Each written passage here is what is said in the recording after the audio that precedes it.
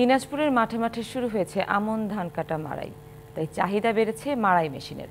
স্থানীয় কারখানাগুলোতে এই যন্ত্র তৈরিতে ব্যস্ত কারিগররা। কাঁচামালের দাম বাড়ায় এবার উৎপাদন খরচ বেড়েছে, দাবি কারখানা মালিকদের। তাই বাড়তি দামে বিপাকে কৃষকরা। একসময় ধান কাটাই মাড়াই হতো সনাতন পদ্ধতিতে, এখন মাড়াই মেশিনের উপরই ভরসা রাখছেন কৃষকরা, তাই বেড়েছে এর চাহিদা।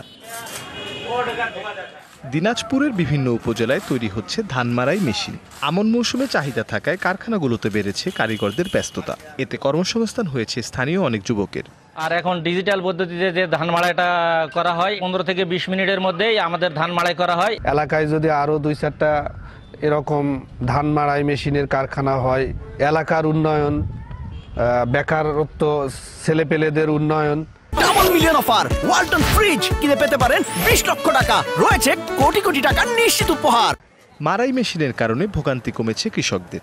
সময় ও অর্থের সাশ্রয় হলেও মেশিনের দাম দ্বিগুণ বাড়ায় বিপাকে ক্ষুদ্র কৃষকেরা। শীত আগে আমরা কিনতাম 55 টাকা 60 টাকা, এখন আমাদের শীত কিনতে হচ্ছে আপনার 160 অথবা 65 টাকায়। সরকার যদি এই অবস্থায় আমাদেরকে একটু কৃষি লোন টোন বড় ধরনের কোনো কিছু দিত, তাহলে আমরা কৃষকদেরকে সুযোগ সুবিধা আরো ভালো দিতে পারতাম।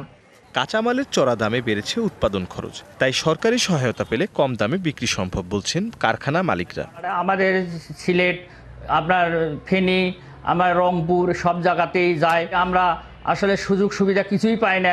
যদি আমরা সুযোগ সুবিধা ভর্তুকি এবং অন্য অন্য সাইডের সুযোগ যদি পাই, আমরা কারখানা সুন্দরভাবে করার চিন্তা ভাবনা করব।